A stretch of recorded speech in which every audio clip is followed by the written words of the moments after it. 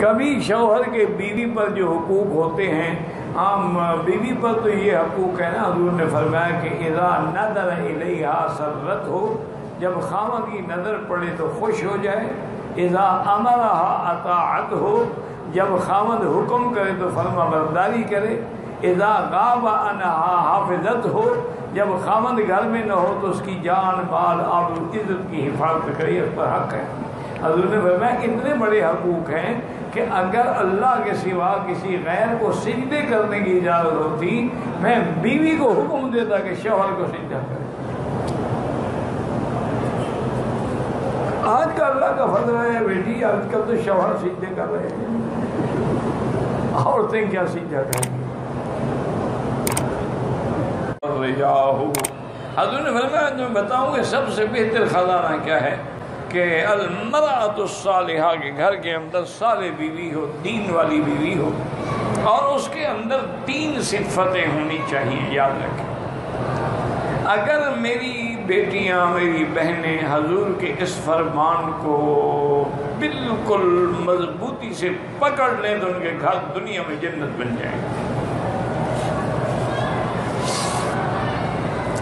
حضور نے فرمایا کہ پہلی تو یہ ہے کہ جب خاوند آئے، اذا نظر، جب اپنی بیوی پہ نظر ڈالے تو خوش ہو جائے، کہ بیوی خوش ہو کے استقبال کرے، اس کے لیے تیاری کرے، لوگوں کے لیے میک اپ سنگار نہ کرے۔ ہمارے ہاں تو یہ رواج ہے نا کہ شادیوں پہ تو بنیں گے اور سنوریں گے اور جوڑے اور کپڑے اور زیور، لیکن اپنے گھر میں جب بھی ہوں گے تو ہر وقت جو ہے برے حال میں۔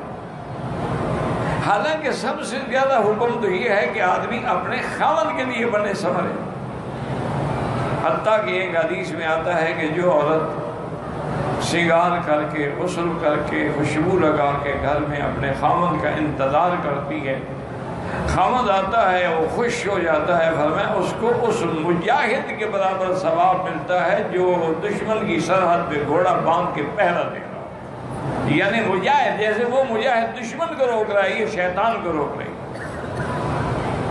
تو سب سے پہلی خوبی تو عورت میں یہ ہو کہ اذا نظر سرت ہو، جب دیکھے تو خوش ہو جائے، وَإِذَا أَمَرَهَا أَطَاعَتْ ہو، جب خاوند کوئی حکم کرے تو اس کی تعمیل۔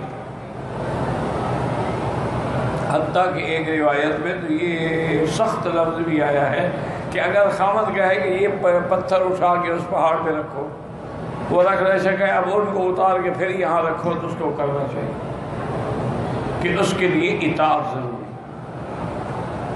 اور اسی طرح یہ بھی متفق علیہ فقہا کا مسئلہ ہے کہ کوئی عورت نفلی روزہ یا نفلی نماز یا اعتکاف خاوند کی اجازت کے بغیر نہیں رکھ سکتی، ورنہ اس کو کوئی ثواب نہیں ہوگا۔ اور جی میں نے تو روزہ رکھنا ہے،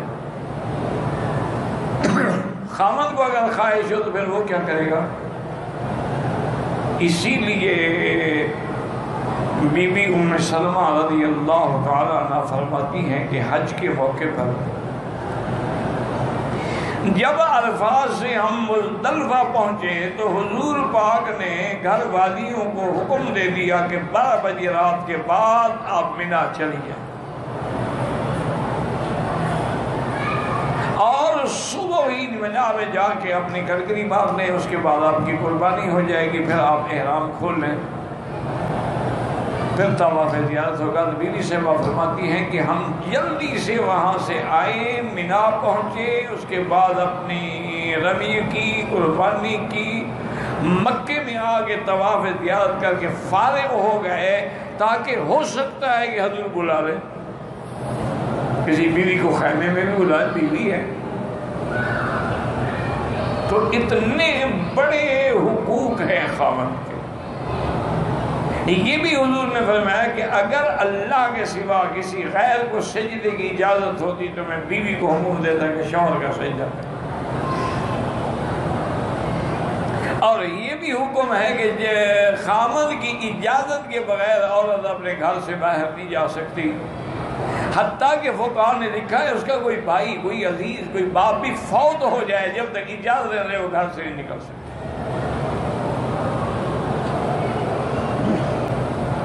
اور اس کے بعد حضور نے فرمایا کہ اذا غاب عنہا، جب خاوند باہر چلا گیا، مجاہد ہے، جہاد میں چلا گیا، کاروبار میں چلا گیا، تو اس کی عزت کی بھی حفاظت کرے، مال کی بھی حفاظت کرے، اولاد کی بھی حفاظت کرے۔ یہ نہیں ہے کہ مردوں پر حقوق نہیں، مردوں پر بھی حقوق ہیں، وَلَهُنَّ مِثْلُ الَّذِي عَلَيْهِنَّ بِالْمَعْرُوفِ، جیسے عورتوں پر حق ہے اسی طرح مردوں پر بھی حق ہے کہ اس کے نان نفقے کا، اس کے کھانے پینے کا، اس کے معاملات کا، ضروریات کا، اس کی خوشیوں کا ہر لحاظ سے خیال رکھے۔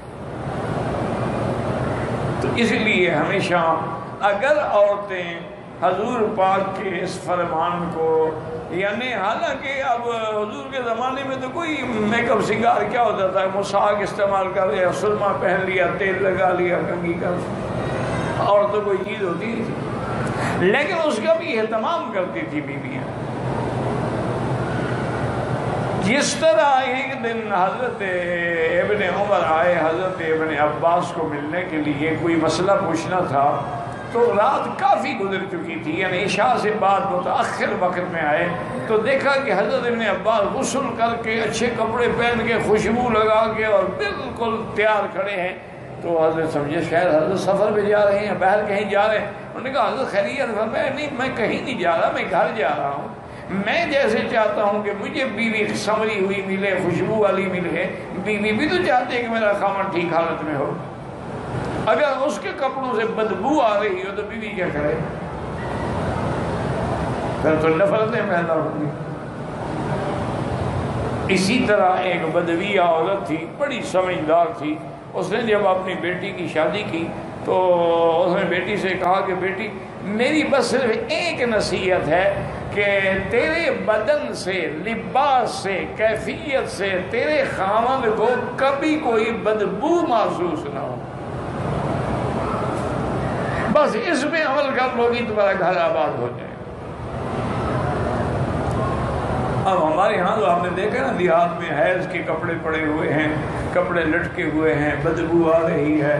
اچھا ایام حیض ہیں، ایام حیض ہے، جنابت کا غسل نہیں کر سکتی نا، ویسے صفائی کا غسل تو کر سکتی ہے، روزانہ چاہے کرنا چاہے، وہ تو منع نہیں ہوتا۔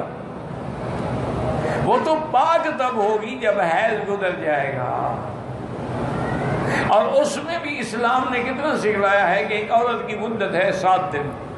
7 دن گزر گئے، یہ نہیں بس گزر گئے، یہ ہاتھ لگا کے اچھا بلیڈنگ نہیں ہو، نہیں، حکم ہے کہ اندر کپاس رکھے،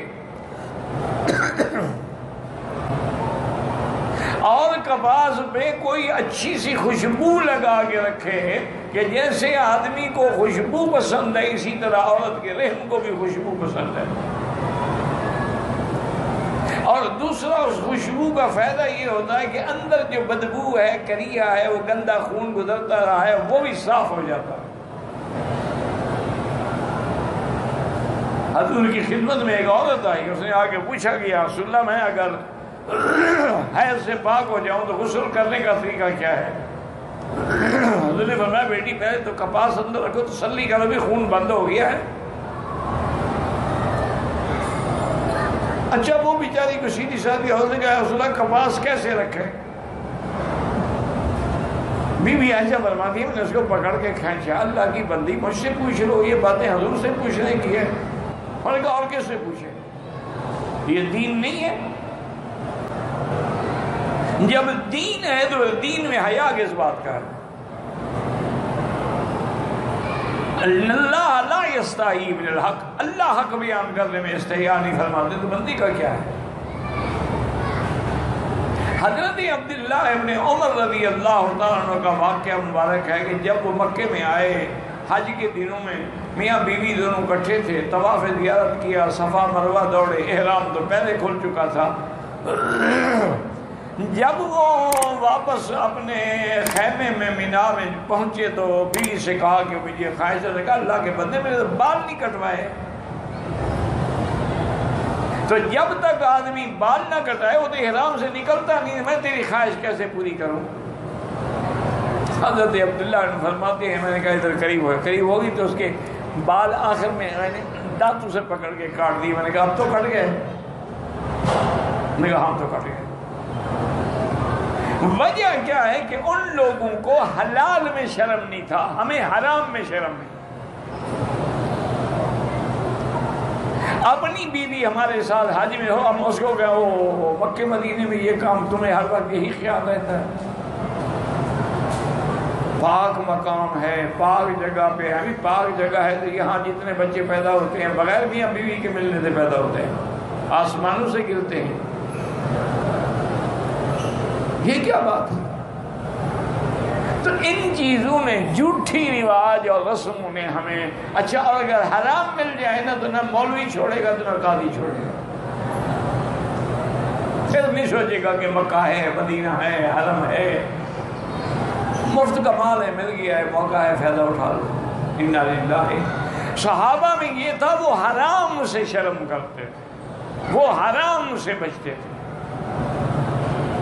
حلال حلال ہے، جب اللہ نے حلال کر دیا تو اس میں بچنے کا کیا معنی ہے؟ تو اس لیے ہمیشہ یاد رکھیں کہ سونا چاندی، اب دیکھیں اللہ نے مرد پہ حرام کر دیا لیکن عورت کے لیے حلال ہے۔